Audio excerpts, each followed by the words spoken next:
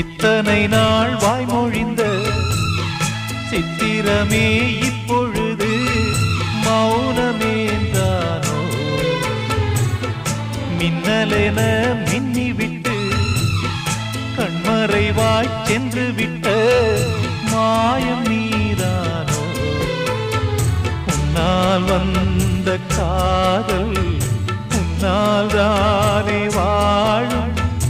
என்னை நீங்கி போனார் உன்னை சேரும் பாவம். எனக்கொரு அடைக்கலம் வழங்குமோ உன் இதயமே?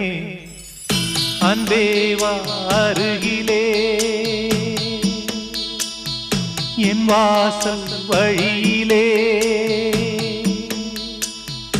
உல்லாச மாளிகை